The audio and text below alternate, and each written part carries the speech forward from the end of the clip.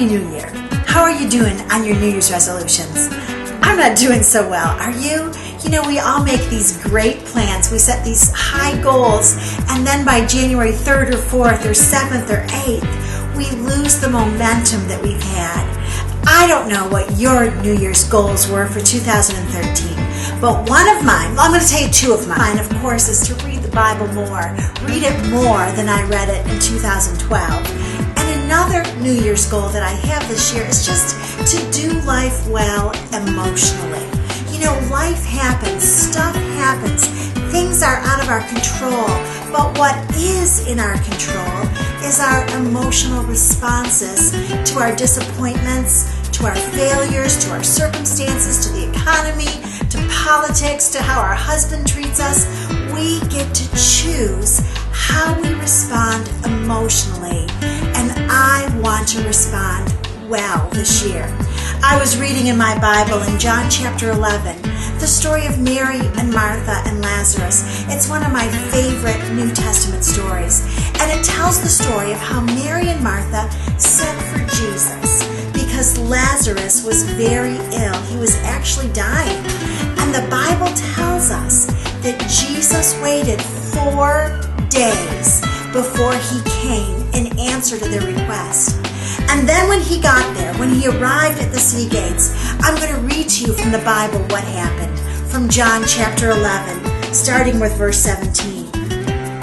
So when Jesus came, he found that Lazarus had already been in the tomb for 4 days. Now Bethany was near Jerusalem, about 2 miles off, and many of the Jews had come to Martha and Mary to console them concerning their brother. Martha, therefore, when she heard that Jesus was coming, went to meet him, but Mary stayed at the house. Martha then said to Jesus, Lord, if you had been here, my brother would not have died. Even now I know that whatever you ask of God, God will give to you. And Jesus said to her, your brother will rise again. And Martha said to him, I know that he will rise again in the resurrection on that last day. And Jesus said to Martha, I am the resurrection and the life. He who believes in me will live even if he dies, and everyone who lives and believes in me will never die. Do you believe this? So Jesus was ministering to Martha at one of the very worst moments of her life, at a moment of true tragedy. Her brother had died. Her brother had succumbed to an illness. We're not sure what it was, but we know that if Jesus had been there, Jesus could have touched him. And at this moment in Martha's pain, as Jesus was ministering to her, he didn't say to her, Martha, how do you feel? He said, Martha, what do you believe? And that's the word I want to give to you today. See, in the Western world in America, we have put way too much emphasis on our feelings, on our emotions. We've almost made idols of them. We've got to talk about them. We've got to email about them. We've got to Facebook about them.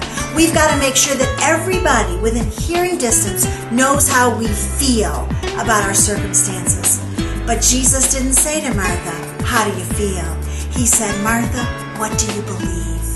And see, our beliefs always trump our feelings. I don't know what you're going through today. I don't know what tragedy you're facing or disappointment or failure. But I'm not going to ask you today how you feel. I'm going to ask you, like Jesus asked Martha, what do you believe? Write down your beliefs. Facebook them. Email them. Talk about them. Make sure that everybody in your life knows who you believe in and what he is capable of doing. Now that is a great New Year's resolution for all of us.